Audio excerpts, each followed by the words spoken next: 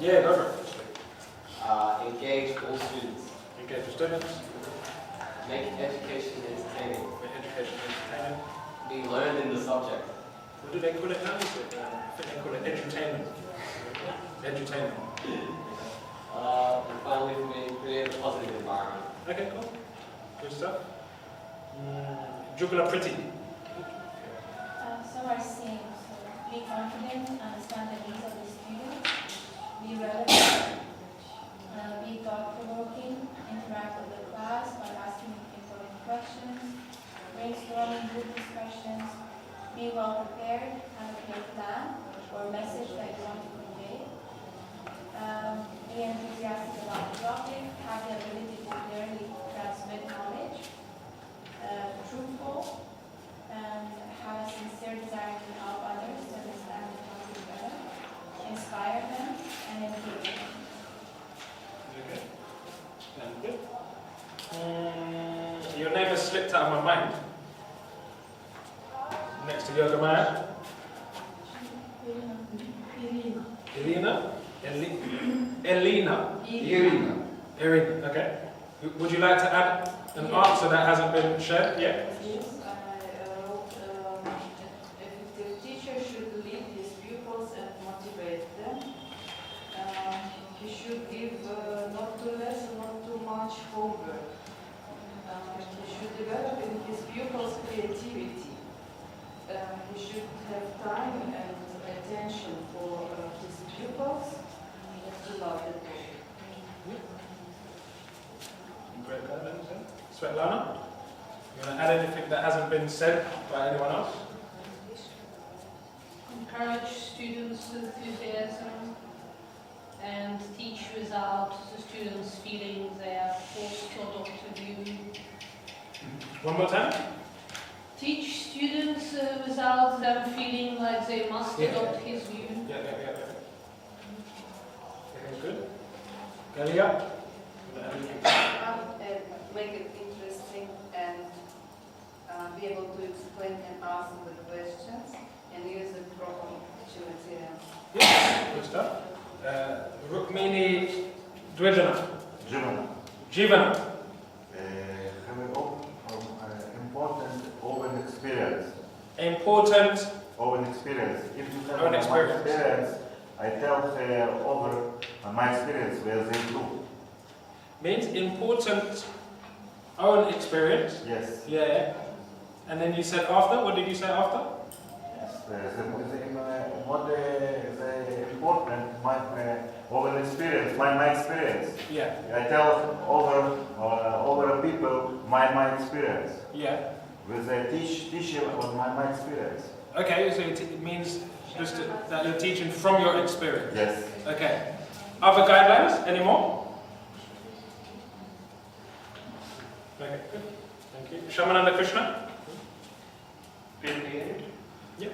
And knows the theme that he wants to bring up and be able to communicate that theme, knows the background what the teacher wants to teach. And the teacher himself lives what he is teaching. Yep, cool. Sounds good.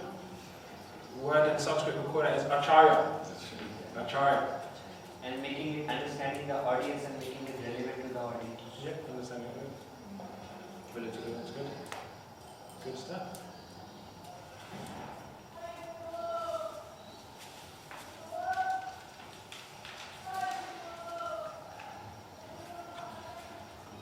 If you turn to page 23, there are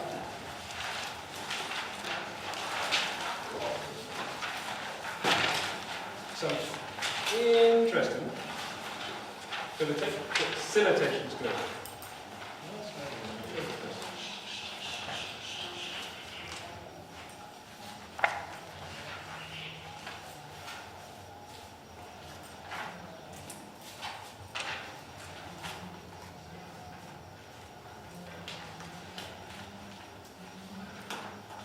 Okay.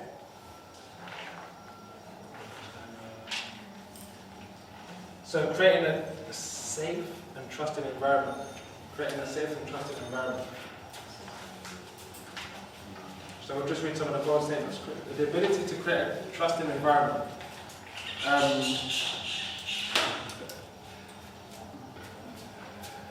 say,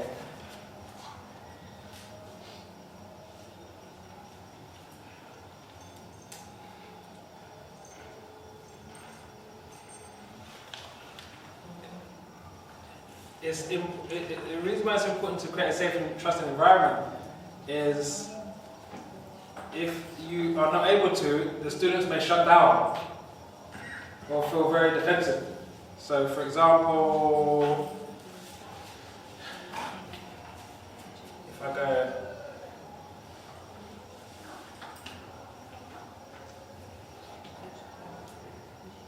if I ask Shamananda Prabhu or Nanda Kumar to share an opinion about, share some thoughts or feelings about something, and then later on I say words or reply to them in a way that makes them feel small or ridiculed, how's that going to affect them? The next time you ask them to show, be like, no thank you, because I made them feel small or ridiculed from when I shared last time. So the ability to create a safe environment, as you've just seen at the A, B, C, and D there, is that you're able to, as much as possible, display non-judgmental behavior, that there's a lack of defensiveness, that you don't feel that the student's attacking you if they disagree with a point, and a willingness to listen and to value other opinions. Basic communication skills. Nanda Kumar, why is basic communication skills important?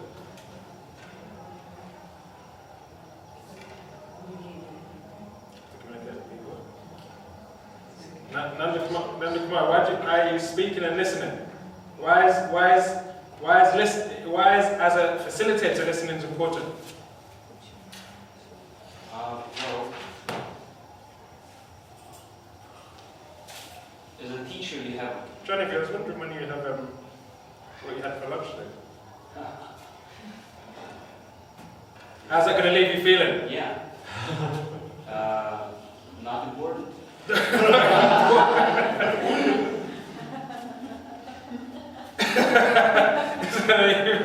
Not important. How else is going to leave you feeling? Are you going to feel motivated to speak next time? Not important. Right? Or you'll be on guard. If you're asked to speak, you're going to be looking so closely at this teacher to make sure that full eye contact, full presence is there. And as soon as there's a lack of that, then you'll feel shut down. Can I share something from my previous study? So just to develop this example. So one of the most important things for people is to be taken seriously. So in that case, you just demonstrated that Nanda Kumar wasn't taken seriously. I hope you're not feeling offended. I'm still laughing about it. You're still in shock. Your body's in shock. Good point. So now, for someone to feel taken seriously, do you have to agree with what they're saying? No. Not all the time, but you can at least acknowledge it. Right? So some people in Australia say that, like when I'm speaking, some people in Australia say that there's no God, everyone's God. Personally, I don't agree with it. But it doesn't mean they have to be disrespectful. Does that make sense? So I don't necessarily agree with it, but it doesn't mean I have to start shunning them. That's your good. Thank you for sharing your opinion. Yeah, that's an interesting viewpoint. So they acknowledge, but I don't have to necessarily agree with it. I also don't necessarily have to disagree with it, like verbally. So facilitation is about trying to keep it as much as possible non-evaluative and non-judgmental. Okay. Competence in basic facilitation skills, you've been practicing that, which is good. Ability to keep group on track. So subconsciously or consciously you may have noticed when you're doing group exercises or peer, walk around, make sure everybody's on track and happy with what they're doing. 24, the capacity to allow for group autonomy. Okay, I pulled someone up on this last year. What was happening is they were asking a question, okay, in a facilitation. And then while they were asking a question, they already started half answering the question. So it gave the person they were asking the question to practically no space to disagree with their point. And so when I was bringing up the feedback, I pulled up that you can't be insecure about not having someone agree, not having someone answer the question according to how you want. Does that make sense? So autonomy means that you give a person some space, you know, to disagree with you, or disagree with the point, or bring up some controversial points. And as a facilitator, you have to develop the skill to be able to maneuver around contributions that are not expected. So how do you deal with contributions that are not expected? The first is not to get defensive about them. And in one of the pages we'll look at tomorrow is how to deal with various types of tough people. Different types of tough people.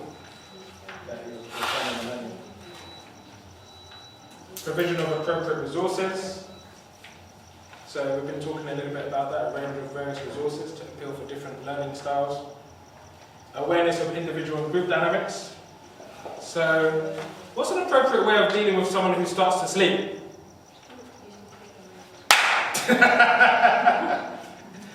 Thunderclap. Ask a question. You can ask a question to them. What do you think about that? Oh yeah. I've had people who sleep, but they're auditory learners, and they look like they're snoozing. But you ask them a question, and they know the exact answer to what you say. Hey. And I said, yeah. So what do you think of that point? And they'll give a summary of what you've been speaking about for the last 10 minutes, and it looks like they've been dozing off. But they're auditory. Auditory learners, they generally don't look at the facilitator. They can just learn through their ears. They don't have to keep eye contact. It's not necessary. So it looks like they're not listening, but they've been listening very attentively. Other ways to deal with people who snooze? Pour water on them. Flood them.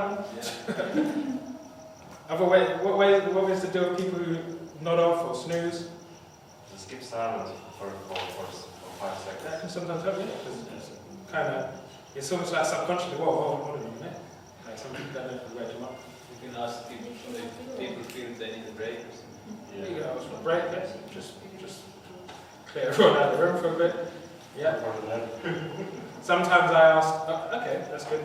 How do you deal with people talking amongst themselves, like, you know, kind of pairs talking amongst themselves? How do you deal with that? Would you like to share with us? Yoga Maya has a very straight to the core suggestions. Would you like to share with the class? Okay, other ways to deal with people who are speaking? Ask. Like, you stop speaking. Okay, so you can pause, silence, yeah. Anything else? Ask questions. Ask a question for the group, yeah. One way I deal with it is, so Galia, what did you think of Shamananda Krishna's point? Oh. That's the point. So either they know the point, or it just showed that it was showcased that they weren't listening. And then you asked them to repeat the point, and then they could have all. We can do it that way. Time management skills, basic, starting and finishing time, and the ability to know one's limitations. We also talked about that yesterday. Knowing what you know is powerful, but a wise person knows what they don't know. And they know what they can't do.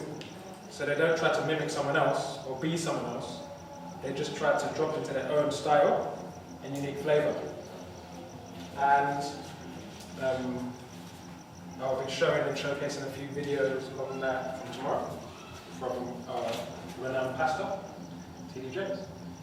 So thank you very much for the morning and the afternoon. And we'll continue tomorrow morning. Thank you. Very good. If anybody wants any material that I've shown or not shown, if you have a pen drive, you can give me a pen drive, or you can bring one tomorrow. And I can give you loads of videos of talks, speeches, notes, PowerPoints, all of that juicy stuff.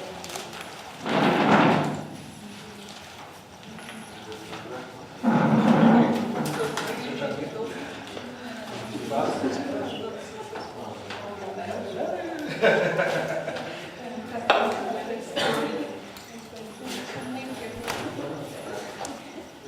that's good. Yeah, so this kind of that, yeah. So you, as long as that Prabhupada said first